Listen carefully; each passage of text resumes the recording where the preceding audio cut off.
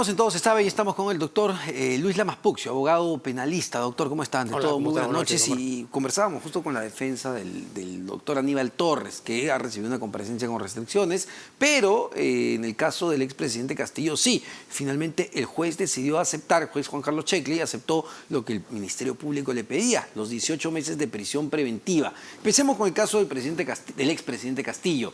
¿Era previsible esta decisión? Yo creo que sí, tanto desde el punto de vista jurisprudencial como desde el punto de vista fáctico. En el plano estrictamente del derecho, yo creo que se sentaron las bases en cuanto a la lectura doctrinaria de la privación de la libertad, aunque era una detención preliminar, cuando se dispuso la detención preliminar de Pedro Castillo. Ahí ha habido todo un desarrollo jurisprudencial, sobre todo por parte del magistrado San Martín, que tuvo que ver en apelación la resolución o el gesto, digamos, de tener que resolver. Y ahí ha habido toda una interpretación doctrinaria muy interesante en cuanto a la calificación y el análisis de tipicidad del delito de rebelión. Entonces yo creo que por ahí se han sentado las bases porque, claro, la primera información que se tenía y que era objeto de análisis era el concepto de qué cosa implicaba el levantamiento de armas, para poder centrar un poco el tema, ¿no? Entonces, como es natural, habían ciertas posiciones confrontadas en el sentido de que no se había tipificado el delito, aunque no dejo de reconocer que el análisis de tipicidad es un tema que se va a tener que ir consolidando a lo largo de la investigación. Sin embargo, y eso es bien importante lo que acaba de decir, ya en este proceso de solo la detención, ¿no? La detención de los 7 días, lo que determinó el juez César San Martín y el colegiado, entiendo, ¿no? Porque es la Corte Suprema, la máxima instancia en el sistema de justicia, quien dice, oye, sí, parece que esto sí es rebelión. ¿O va por ahí? Claro, por en el sentido de que ha habido un desarrollo fundamentado de las diferentes características que puede reunir el levantamiento de armas en términos doctrinarios, que no se limita exclusivamente a lo que una primera impresión podría generar, en el sentido de que no hubo levantamiento de armas en términos de hechos materiales, ¿no? Sin embargo, ese concepto, porque así también es el derecho y es la jurisprudencia, requiere un desarrollo interpretativo del análisis de tipicidad, porque el derecho va cambiando dependiendo de las circunstancias. Porque uno diría, bueno, no lo hubo, pero lo intentó. Es decir, al anunciar un cierre del Congreso, al llamar al comandante general de la policía para que detenga a la fiscal de la Nación y saque a todos los congresistas del Parlamento, lo que está haciendo es un mal uso de las Fuerzas Armadas y de la policía. Por supuesto, claro, porque él es el comandante general, o era el comandante general de las Fuerzas Armadas. Entonces,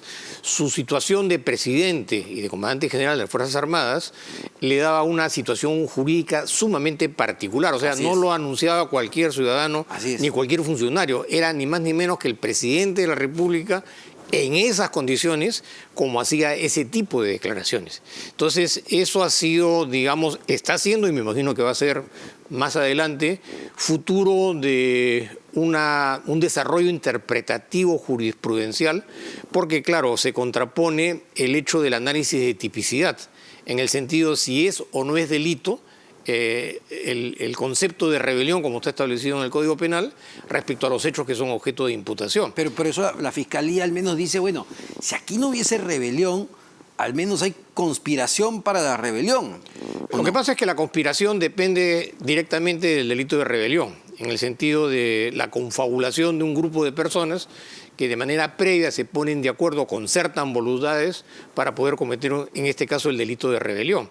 Entonces, bajo esa línea están dadas las características, de mi opinión personal, por supuesto, para poder sentar una base interpretativa de lo que ha sido el delito de rebelión y de lo que es el delito de conspiración, sin perjuicio del abuso de autoridad y de alteración de la paz pública, ¿no? Sin embargo, doctor, entiendo que todo eso se tendrá que demostrar ya durante el proceso, pero lo que vio hoy día el juez Juan Carlos Checli era, a ver, si te voy a dar prisión preventiva es porque quiero saber si te vas a fugar o si puedes entorpecer la justicia. Claro, los elementos de convicción yo creo que están ampliamente desarrollados.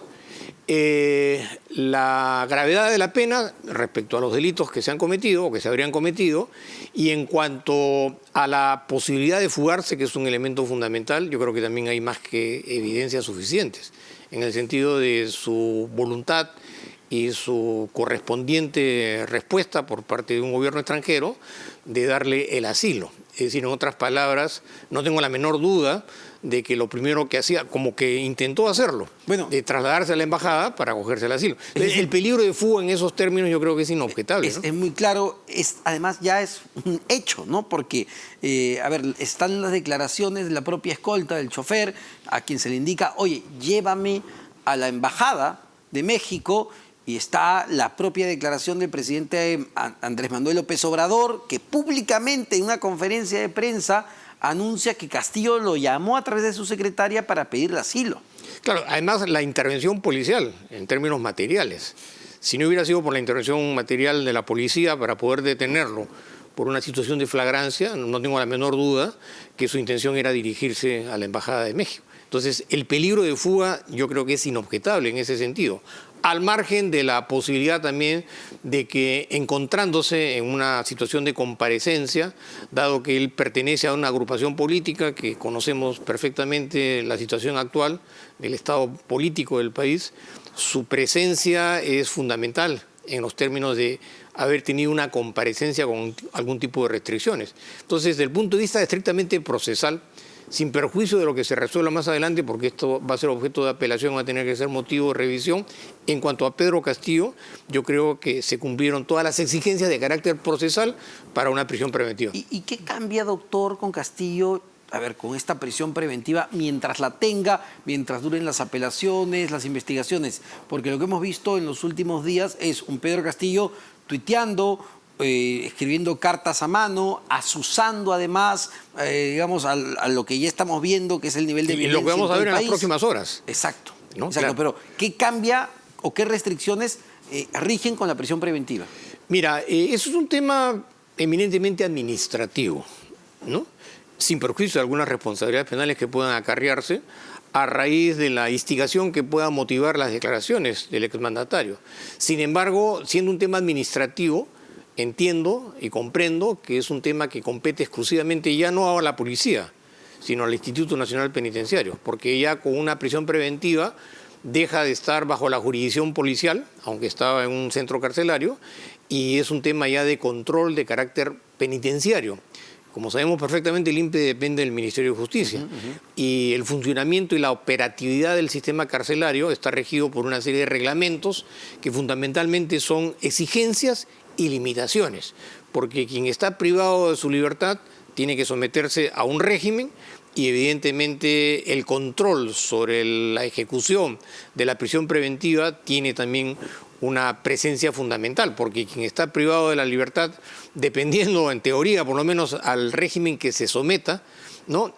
Tiene restricciones fundamentales tanto en cuanto al tráfico de información, en cuanto al régimen de visitas, en cuanto a una serie de restricciones, porque además no se trata tampoco de cualquier persona común y corriente, ¿no? Sí, porque claro, entendemos que, a ver, en estos días nomás recibió más de 130 visitas. Claro.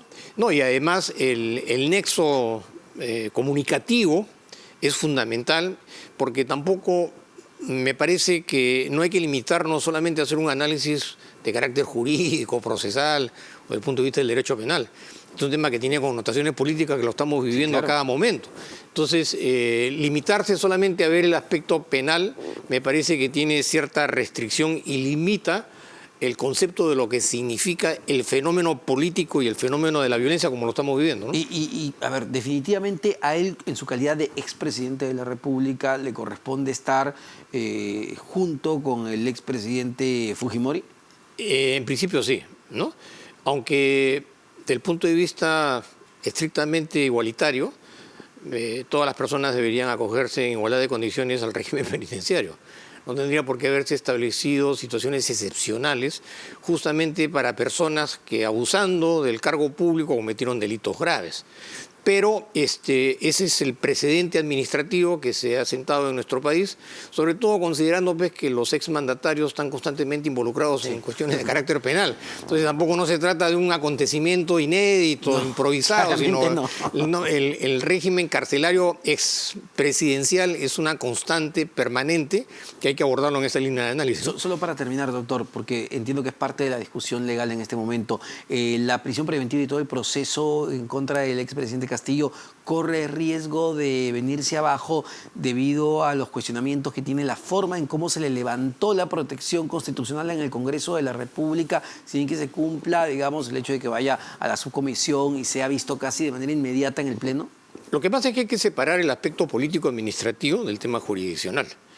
Quien solamente puede emitir pronunciamientos jurisdiccionales son los órganos judiciales competentes, llámese la justicia penal ordinaria o la justicia constitucional. Entiendo que se están planteando una serie de acciones de carácter constitucional, tanto a nivel nacional, a través de las acciones de habeas corpus, como también a nivel regional. La presencia o la recurrencia a la Comisión Permanente y eventualmente a la Corte Interamericana de Derechos Humanos es un tema que hay que manejarlo con muchísimo cuidado, porque como sabemos perfectamente, lo que se resuelva ahí puede tener repercusiones sin perjuicio del resultado de las acciones constitucionales que se planteen dentro de la jurisdicción nacional. Muchísimas gracias, como siempre, doctor.